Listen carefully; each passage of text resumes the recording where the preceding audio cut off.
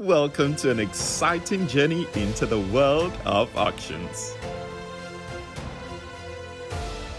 We will navigate the legal intricacies, explore digital innovations, delve into the economic impact, uncover hidden treasures, and ensure your confidence with consumer protection. So whether you're a seasoned pro or a curious newcomer, this is your backstage pass to the voice of auction.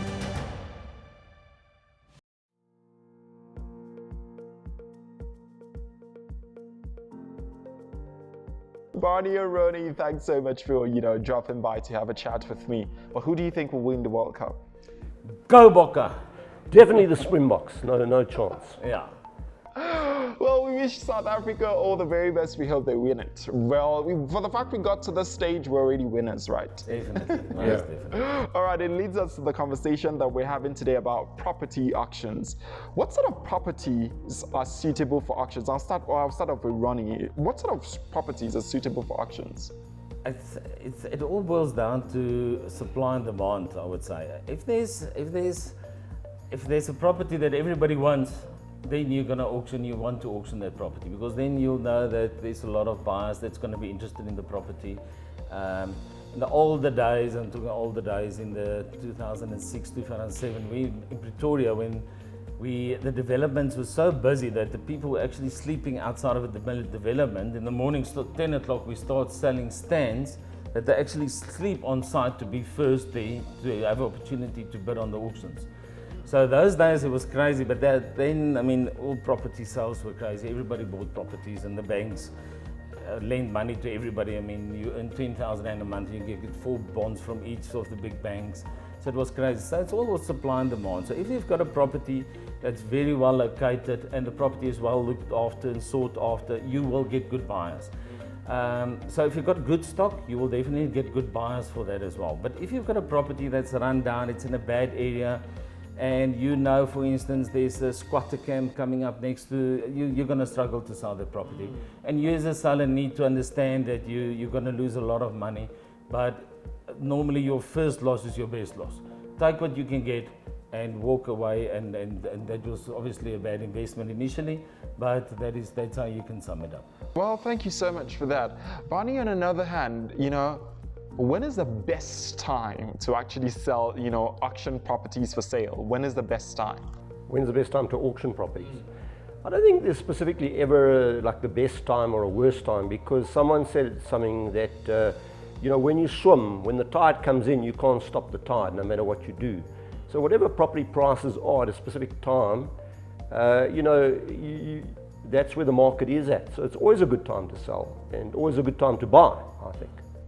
And time-wise, does that determine the strategies with regards to price?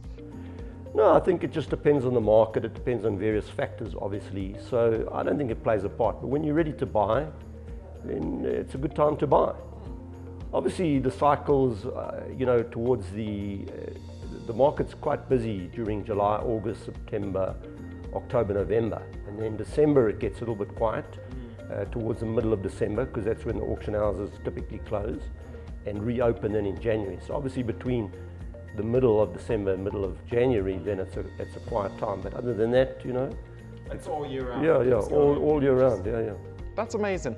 Ronnie, walk me through the pre-auction preparations for a property that is going to be sold. Walk me through the steps that are taken. So what we'll generally do is that if we get an inquiry where somebody says, listen, I would like to sell my property, what we'll generally do is we'll get in contact with that person, of course, then we'll start talking to them and find out why do they want to sell the property, what is the reason, and what is the sense of urgency. Are they immigrating? Are they moving to an old age home? Maybe it's an elderly couple. What is the reason behind it? Because then we know also how to prepare for the auction.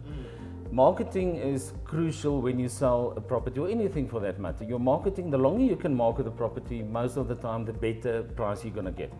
So what happens is, people has got the impression that you can do an auction quickly in 2 or 3 weeks. Yes, we can, but what's going to happen is that nobody's going to pitch up at the auction. You're not going to get a good price.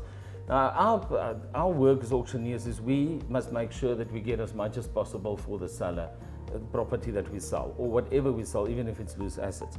So you need to give that auctioneer ample time to sort it out. So we first of all find out what is the story behind it, why do you want to sell the property and why do you want to sell it on an auction. Then we meet up with the client, we discuss with them, we explain to them the whole procedure, what's going to happen, how it works, when will what happen. We'll have a viewing day. So first of all, the client then gives us a mandate. Once we've got the mandate, and then we make sure that the client is the owner of the property. He's allowed to give us a mandate.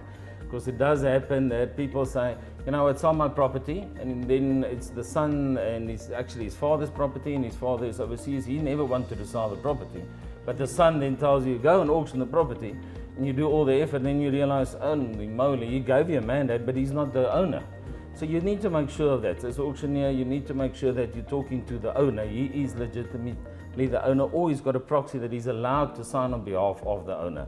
So that you first of all need to do. So then you explain to them the process. Then you'll typically have a viewing day where everybody can come and view the property before the auction, a week or two before the auction. And once that has happened, you can then start registering your buyers. And then on the day of the auction, it all depends.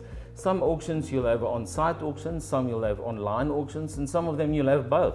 So it all depends. But you as an auctioneer need to know your buyers. You need to know your area. You need to know what you're selling. And you'll get a quick idea of, must I do on-site auction? Must I do online auction? What should I do? Because you might get buyers that say, you know what, I'm interested in this office block, this commercial property, but I'm not here, I'm in Cape Town that day, but I would like to partake. Then you know that you'll just do both at the same time simultaneously. So, and then, so after the auction, then what would happen is that typically the buyer needs to pay a 10% deposit. We're quite strict on that because we tell our sellers that we will get you a qualified buyer. Now that is important for us. So the buyer will then pay a 10% deposit, and once he's paid the 10% deposit, then the process will start. If we've met the reserve price, then we'll immediately accept the offer. If we have not met the reserve price, we talk to the seller and see if we can maybe get the buyer to pay a bit more, seller to come down a bit, and let meet each other halfway and sell the property. From there it will go to the transfer attorneys, and then the transfer attorney will start talking to the buyer and the seller, and then they'll sort it out from there. But then basically your work as auctioneer is done. Then you've done your work, but that is basically the process. You know, what is the difference between real estate, which is what it's the same thing, and of course auctioning your property, auctioning your property. What's the difference between that, Barney? You know, because I know that when you're selling a real estate, you have a fixed price that, you know, the owner is selling at this amount. What's the difference? Talk to me about that. Yeah, so the main difference, you know, between selling via auction or selling traditional real estate is the main thing is the time difference. Well, there's quite a few differences, but the one is the time difference, which properties can be on the market for 6 months, for 12 months, whatever. And in the auction space, we can take a property from start to finish, you know, within weeks, like a 4-week period, a 6-week period, a 3-week period, depending, probably 3 weeks of marketing, 1 week of admin.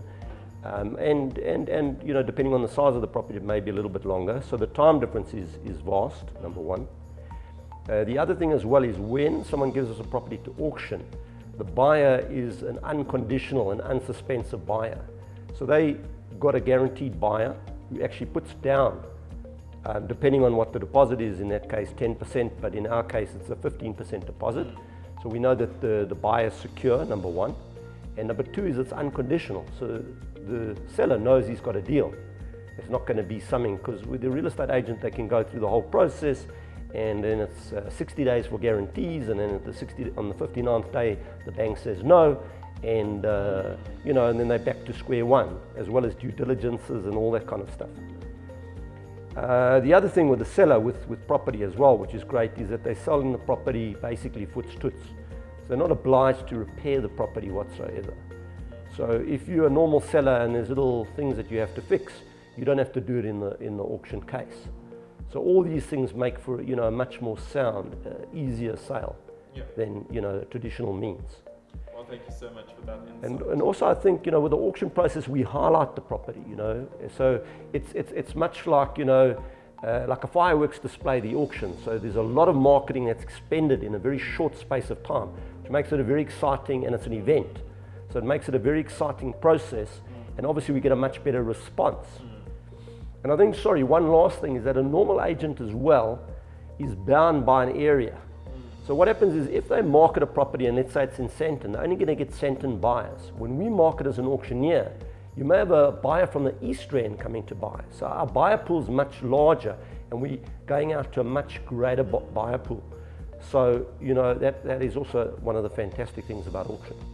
Well, thank you so much for that insight. And also, Ronnie, just to give a little bit of feedback, you know, before we wrap up this episode, what are the legal requirements, or rather, what are the legal implications if an auctioneer comes to a building and auctions it and all of that, and then finds out their problems, you know, along the line afterwards, something that was missed out and all of that? How are you as an auctioneer, or rather, how is SIRE as an institute helping you guys as an auctioneer to resolve that problem? Well, first of all, when you do the mandate, the seller needs to sign an affidavit to disclose if there's any problems on the building. They need to disclose it. They need to tell you, listen, that part of the building, the roof is leaking, the geyser is not working, the gate motor is gone, or whatever the case, because it's not, you can't see all the faults. You will not know as an agent or as an auctioneer, you will not know.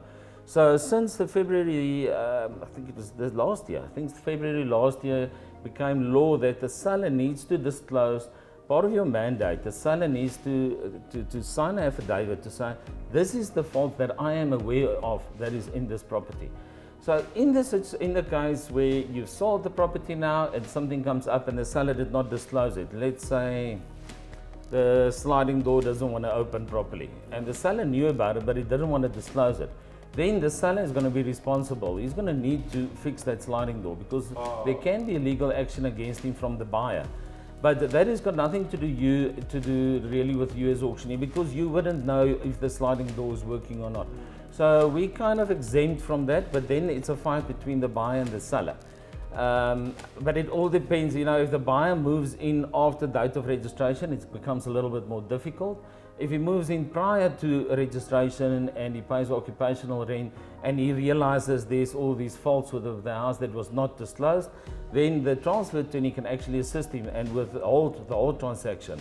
And so first fix all these problems, or you know, give him financial, or give him money back or something to fix it himself, but they need to come to some kind of arrangement. But if we've got a situation whereby you as an auctioneer knew about a fault in the house or anything that's not working and you didn't disclose it, then you will be kept liable because you need to disclose it. If somebody tells you something you need to disclose, even if it's not on paper, even afterwards you've signed the affidavit and you get to the property, it's a month later, now it's time to have an auction, or 6 weeks later, now the buyer or the seller comes to you and says, you know what, I picked up another roof leak on the other side of the house. You need to disclose it on the day of the auction to the people so they know.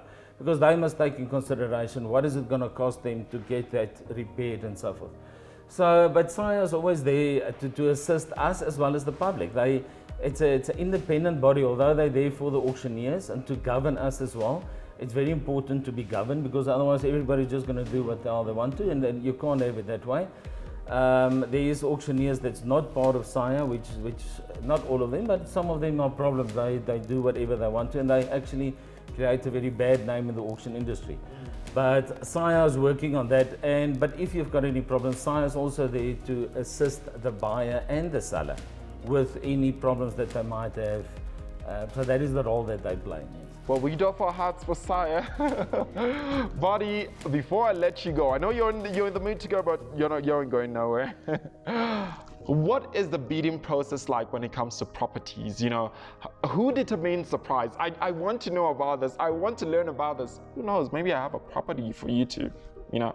So who determines who actually places the price and puts the starting price on, you know, a property and be like, oh, I think this is what this amount, this is what we can do, and how's the bid increments? No, I think, you know, what happens is with a property is that the auction brokers, or whatever you want to call them, who do property, are experts.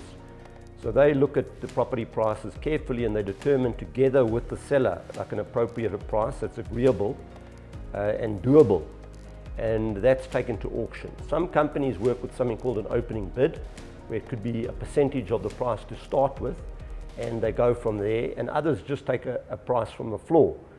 So I think with an auction, you know, the thing is it's the buyers who are making the decision.